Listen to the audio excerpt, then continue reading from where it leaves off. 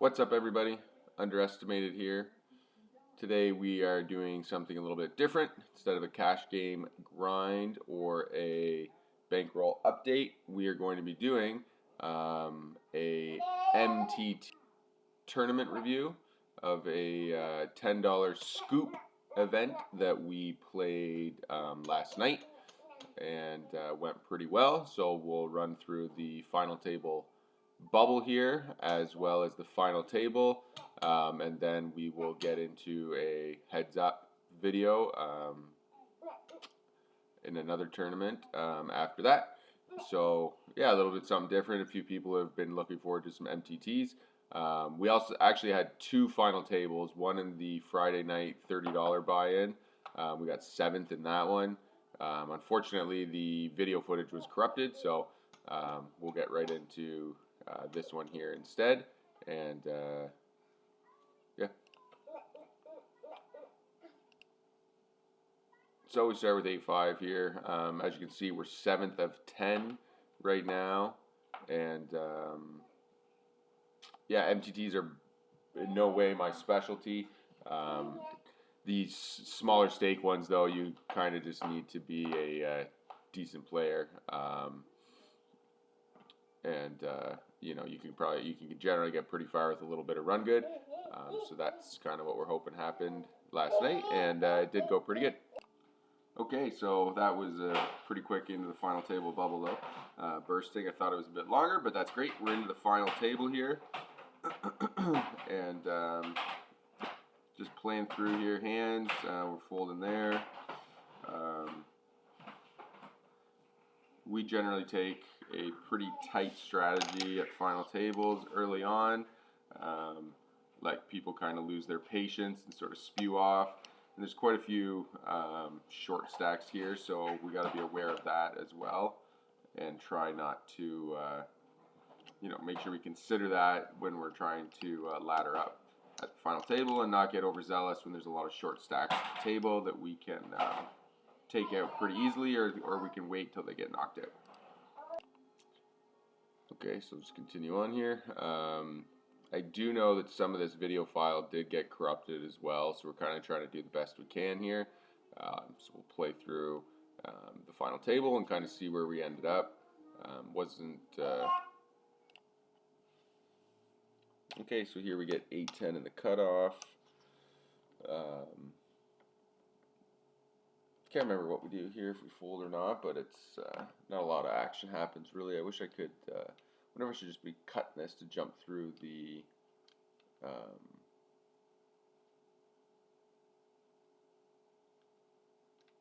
slower hands, or if there's a way for me to speed the video up. I can't really remember.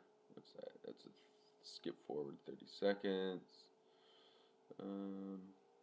Show more options menu.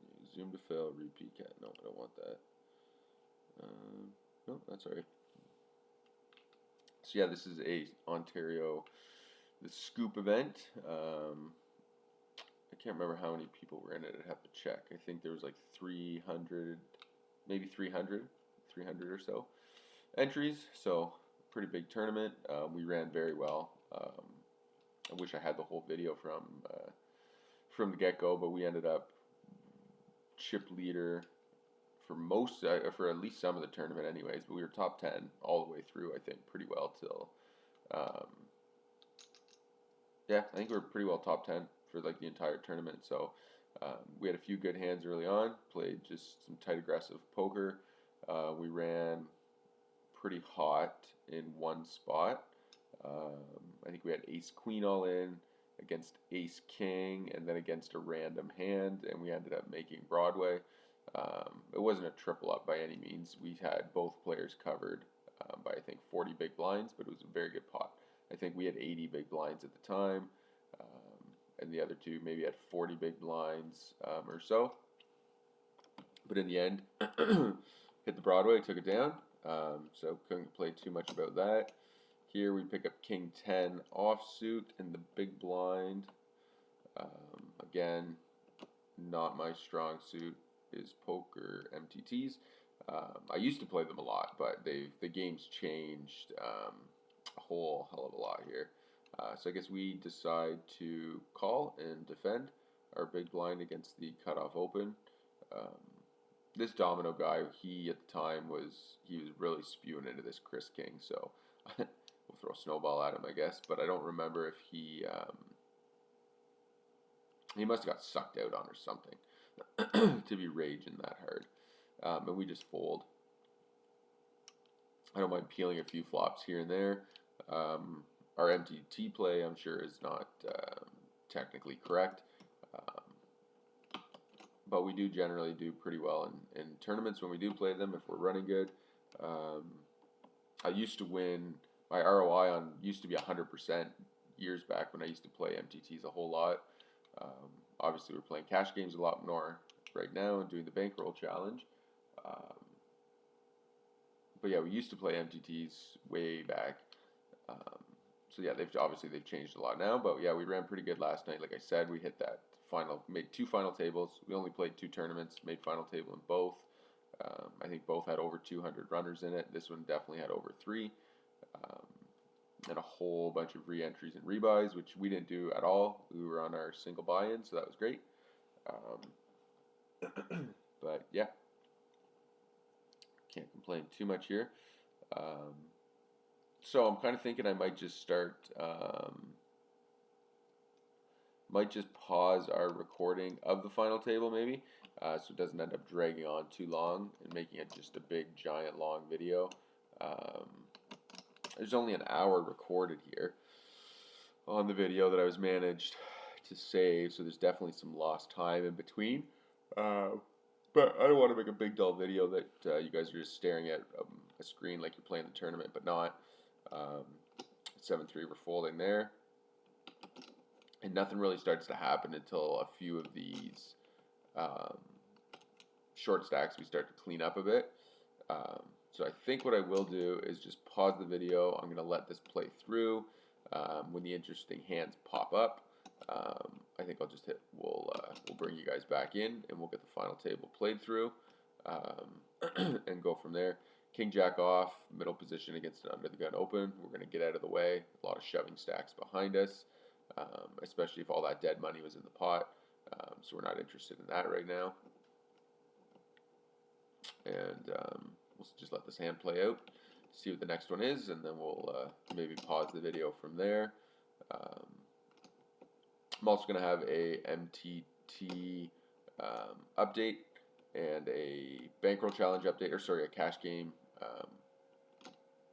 session played through soon, an update on what stakes we're playing. We're going to be pulling in the bankroll challenge as well, which is basically, we started with 100, ran it up to 1,000. That was our first bankroll challenge, which we hit. Then we made it 2,500, which we also hit that. And now our third bankroll challenge is 10,000, and I think once we hit 10,000, our next bankroll challenge will be maybe 100,000. But yeah, check out the next video after that and go from there.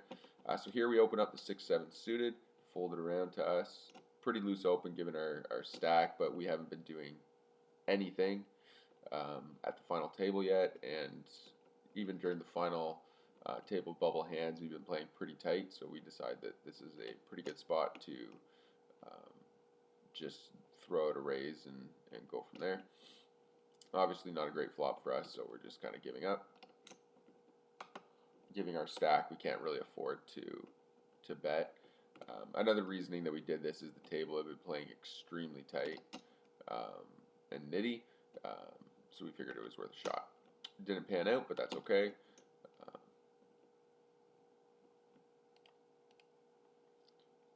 Here we have 10-4 of clubs in the small blind, and here's the tournament structure here. As you can see, we're currently 8th in chips. There's actually 560 entries in this tournament, so that was great. Couldn't complain about that. Prize pool, $5,000. And I imagine we just end up folding here, or potentially if there's a few more limpers, we may end up completing. Oh, we just move out of the way. let this hand play out, and we'll move on to the next one.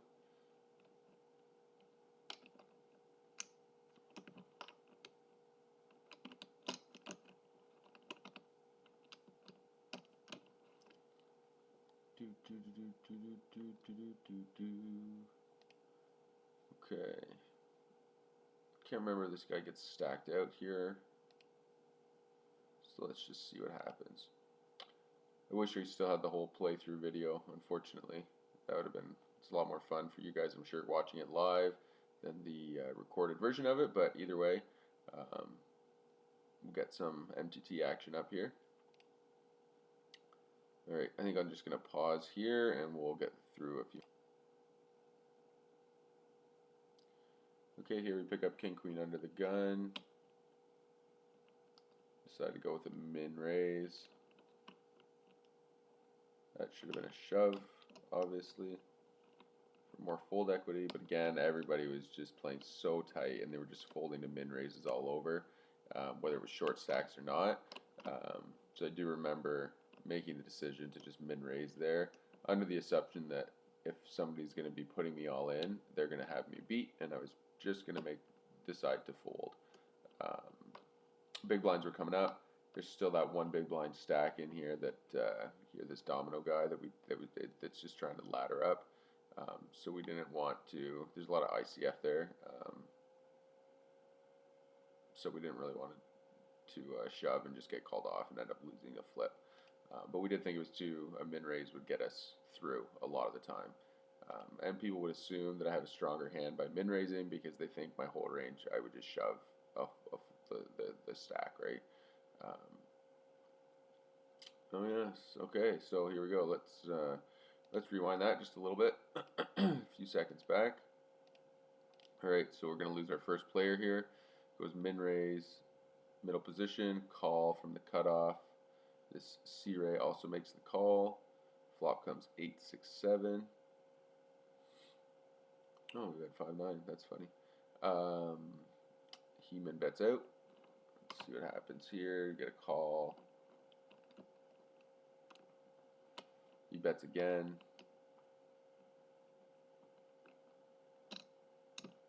Not sure what the next calls.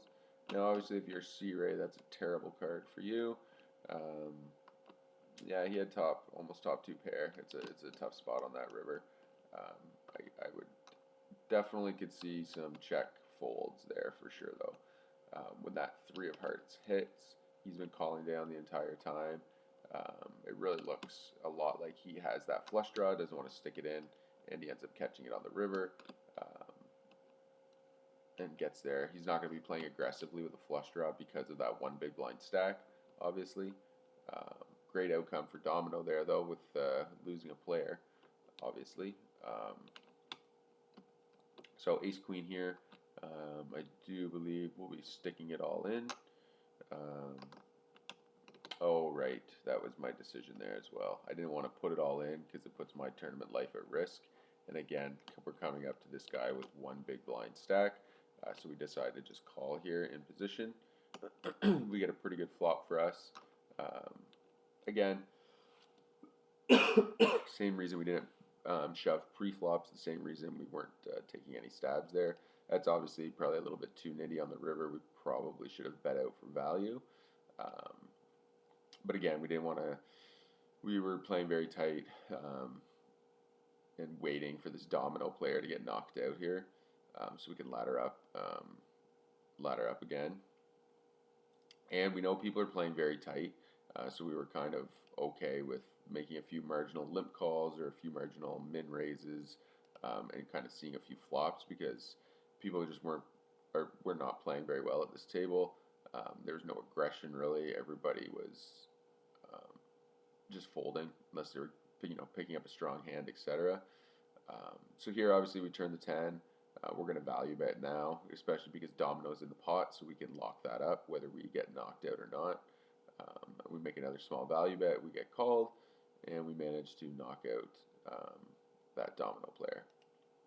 And next hand we pick up 6-4 suited, and I believe I just folded here, but we'll see.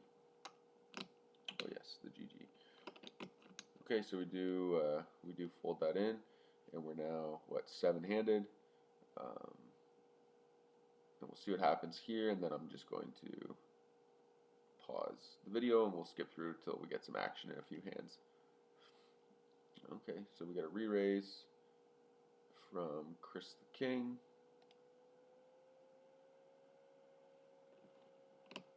Let's see what happens here.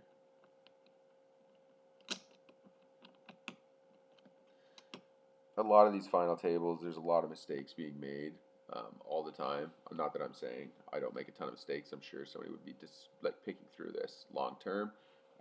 But because I don't play MTTs consistently, I'm not as worried about the overall proper play, I guess.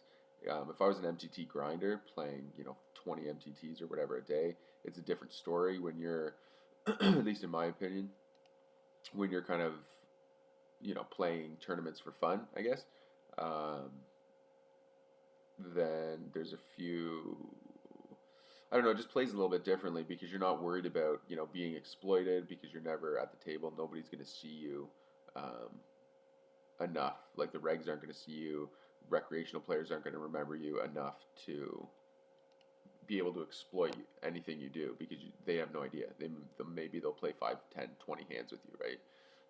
100 hands, whatever. It's not enough to put any kind of read on your play. You could have just been running good, running bad, playing like shit, etc., etc. So it's more of opportunity play, I guess. Okay, here we're going to pause that quick. I'm just going to finish that thought where I just play more because I don't play them a lot. When I do run deep in tournaments and all that kind of stuff, I will make plays to keep myself in the tournament, to give myself a shot at potentially increasing my stack without putting it all at risk. So a lot of times, like with 13, 14, 12 big blinds, I will min raise instead of just shoving it all in with the hands. And again, the reason for that is that it's not really changing my stack much. Like a 12 big blind stack or a 10 big blind stack or a 13 big blind stack is all the same. Pretty much the same amount of fold equity, etc. So when you have that 13, 14, 15 big blind stack, in my opinion, you can afford to make a few min raises here and there. Long term, if you're consistently playing MTTs, maybe not. But in a one-off here and there, you're really just hoping you kind of, you can catch some hands, you catch a good run, and you really just kind of get deeper in the tournament and ladder up and go from there. Okay, so here obviously we're in the small blind. We have an open call from Bozer. Chris the King is probably the most aggressive player that we've seen so far at the table. He raises, so this is an obvious shove with ace queen. We can't do anything but shove here. So much equity in the pot. We want to be able to see all 5 cards. We don't want to call and have the flop come out, 6-5 deuce or something like that, and then we're screwed. We either check fold, and we lose all that equity against a bunch of hands that even like 8s, 9s, 10s, you know what I mean? Like we have 2 overcards and there's still 2 cards to go.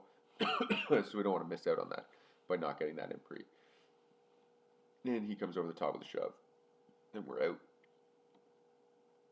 out. 3-4 suited, we just auto fold that. We got an all-in shove again from Chris the King here. Definitely playing the most aggressive now, which is good. He's playing very well considering how tight the rest of the table's playing. So that's great to see.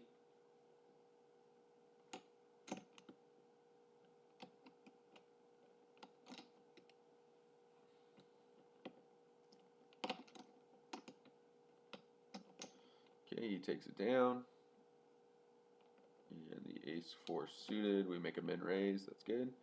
Nothing wrong with that there. And we'll probably be folding to any shoves, given the stack sizes. And again, that may not be correct, but there's still a few shorties here at the table. Not sure if we're going to peel here or not. I can't remember. I think we peel. No, we fold. Good.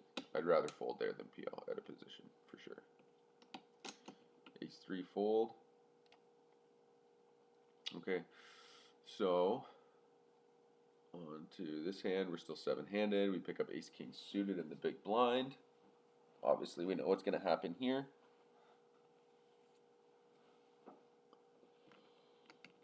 We get a walk, unfortunately. So, but you know, it's a lot of antes and a free turn around the table, so nothing there to worry about. Here we pick up pocket aces. Obviously, we know what's going to happen here. We're going to shove it in. Oh, we're going to re-raise three big blinds.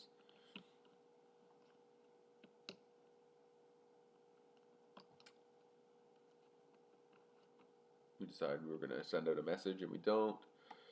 So, not a super great flop, but not a bad flop. A lot of her strong kings are going to be getting that in potentially, like an ace king, or you know, potentially a king queen, something like that. So we decide to value bet the flop. We make a small value bet on the turn, just keeping the pot small. Not really intending to call a shove there because I don't think she's going to shove much other than a king. So we pick up some very needed chips in that spot, and we continue on. And alright, we pick up queen 9 suited here at the final table, and we make a min raise. Again, just trying to pick up some of the blinds and the antes in there, trying to stay at around this 20 to 30 big blind stack, trying to keep something decent where we're not forced to just have to get in with, you know, any two cards basically, like these couple players are,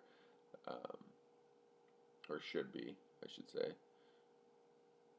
But yeah, we take that down. That's great. It's a great, anytime you can steal the blinds and not put yourself at risk is great, especially with all the antes and everything else in there. It's a great outcome. So here, I think it's 1 o'clock in the morning at this point. I'm getting tired. I'm trying to see if people want to talk numbers, try to strike a deal here. I did the math, and if at this point, with third place, I think was $400 or something, or 430, and if you just chopped all the money up to either ICM, or if you just split it equally, all the players were going to be making over $400, you know. So with 7 people left, I was perfectly fine with that because it is not overly likely that you're going to get that far. We did have a good chip stack, but again, getting late, and if I could just secure third place money with 7 people left, no problem, I would very much do that in a heartbeat. Especially the way tournaments get generally. You just, you know, short stacks just get so short, and you end up, you know, gambling essentially. Okay, so here we pick up queen 3 suited in the big blind. Under the gun raises. So key shoves, and we get out of the way.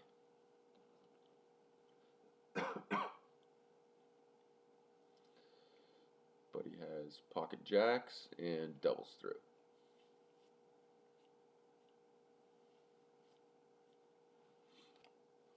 And we got 4-6 here in the small blind. Obviously, this is just going to be folded. Okay, so we get an all in here. We get a call. We get a shove. I fold. Big blind folds, obviously, and we get a call. So here we got some action. Ace king. And he runs out to his diamonds. Binks it. Flop set. That's a great outcome for us. 2 players eliminated. Chips on our right. This is probably the best outcome we could have hoped for in eliminating those shorties there, obviously. Chris the king, taking out 2 of them, putting a bunch of chips on our right side, and we keep a bunch of short stacks on our left. Best case scenario for us at the final table here. And he gets, I believe he starts getting even more aggressive here. A lot of raising, picking up a lot of blinds in spots, and doing a pretty good job at playing the pretty aggressive game. Okay. So I think we paused. Get that out of here. Paused and come back to. Oh yeah. Okay. So it looks like unfortunately we did lose some of the video there. So we'll just skip back a little bit here. Nope. Looks like we come in right when this hand is ending. We didn't lose much of the video. Um, we did lose some chips though, where the blinds went up. But anyways, we end up. Yeah, what happened there? We lost that player. I must have just not hit play on the video again, unfortunately. But anyways, we'll work with what we got. Obviously, we got an all-in situation here: a set versus a6 against Eiffel Towers. See how that runs out. Oh, deuce on the turn, and she holds. So she doubles up, shorty.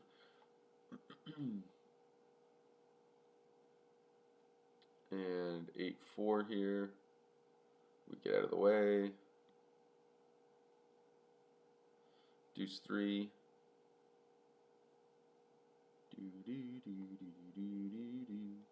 We get out of the way again. Four-handed here, a little more action starting to come in. 7 deuce. Not a great run of cards here. Just trying to focus on staying patient.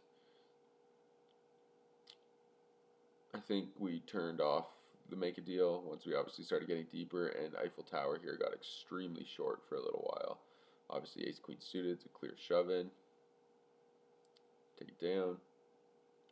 It really is nice when you have a table where people are playing extremely tight, because you're really not putting your whole chip stack at risk very often. He min raises, we make the call with the king. Obviously we're going to ship it in here. And he folds, we take it down.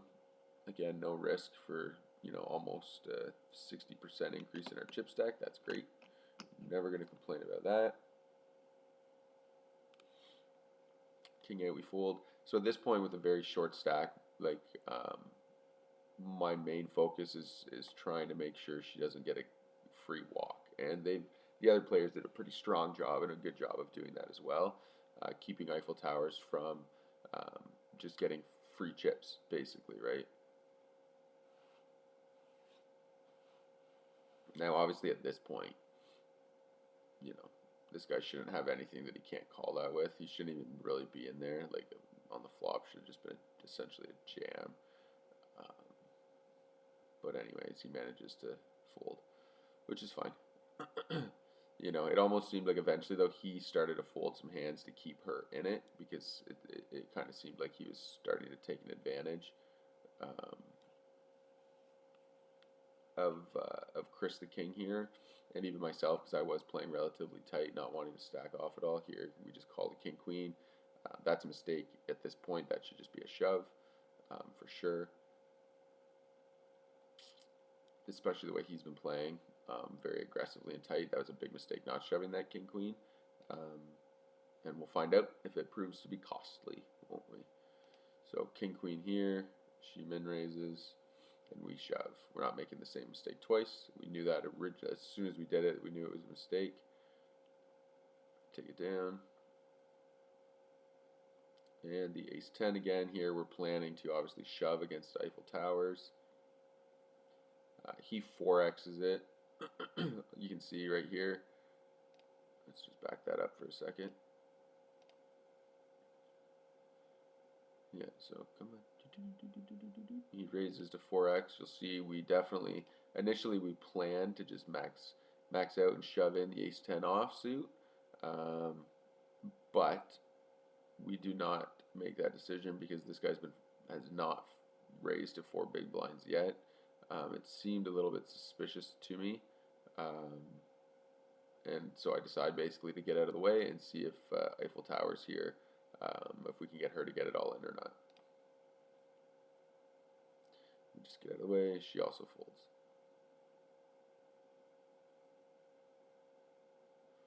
6-5. Getting out of the way there as well. Alright, video's getting a little bit long here, guys, so I think I'm just going to pause, and I will skip through a few of just like the blind stealing hands. Kind of go from there. Here, he limps, and we get a re-raise from Chris the King. Get a call. Actually, let's let this hand play out, see what happens here.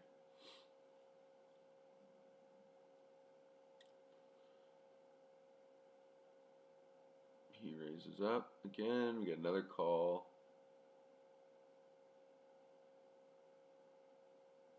And he bets 7.5 big blinds. Half pot. into him, and we get a shove, a fold. Again, not the best case scenario for us. We were hoping to have Chris the King on our right, continue to collect chips, and not have them spread out between the field, but that's okay. And here, obviously, the 4-5, we're just going to think about it a little bit. We made that decision because we're trying not to let him think that he can just open shove his small blind and we're just going to fold everything, essentially. But again, with a very short stack on the left of us, it is making your ICM considerations, pretty significant. And Chris the King is doing a very good job of taking advantage of that. We decided to min-raise this. The reason being we didn't want to open shove and get caught running into a hand of this player's, but we were more than happy to try to get it in with Eiffel Tower there. And again, probably one of the better case scenarios is it just folds around and we pick up some blinds. Right? Here we pick up Jack Queen in the big blind. He open shoves. Again, we're just folding. Not a hand I want to get in with this very short stack on my left. Still a very good stack. There's more of an argument, obviously, if he just min-raised with Queen, and then we have Queen Jack of shoving because you have all that fold equity. But when you don't have the fold equity, you can't just call it off because you're not good. Obviously, Queen Deuce, we are folding. She folds, Eiffel Tower folds, and they take it down. Ace 5 here again. This should be a min-raise if it's folded. He makes the min-raise for us. We get out of the way.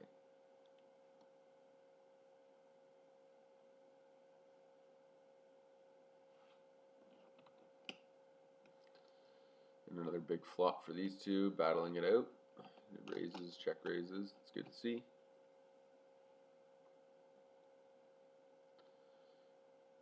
Okay. All right. Well, let's just. All right. So we had a 10 and a 3. We folded that to get out of the way, and looks like we get an open limp. Big blinds and the small blind, the big stacks are going to be potentially battling it out here. 5-7-6. This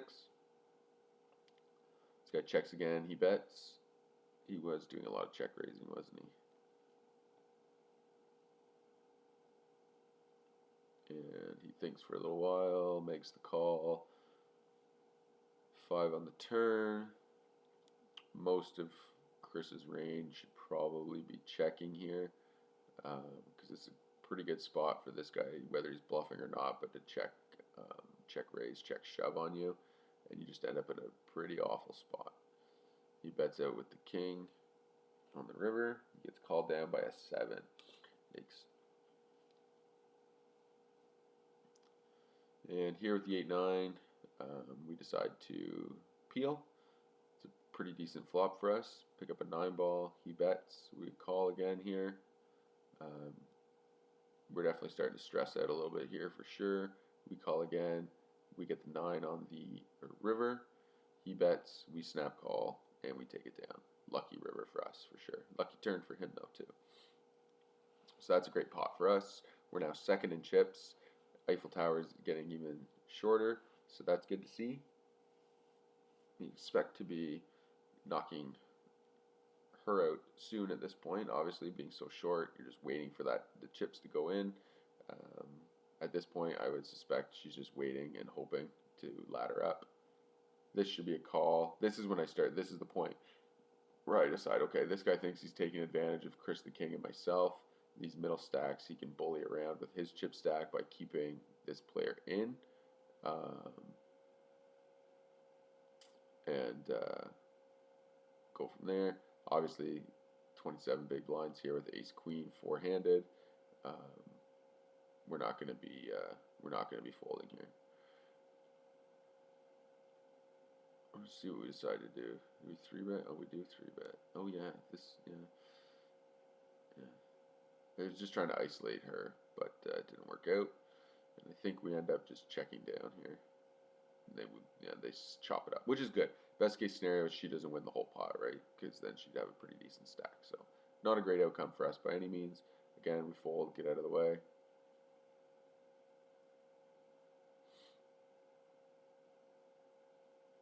And okay, let's just pause. Here we pick up king 9 suited on the button. Get a fold. We make a min raise again. Again, this short stack's really preventing us from shoving in against the bigger stack there on the left. ICM implications are huge. She does stick it in. Ace queen versus 7-4, perfectly fine there. She banks strips, takes it down. It was a very difficult task attempting to get Eiffel Tower out. Again, ace-9 suited, she with the raise and the call, we just decide that let them fight it out. She hits trips here, holding on. We're chatting a little bit here, trying to stay awake, trying to get something going. Chris the King here, I think, starts tilting a little bit. He finally does respond here at one point.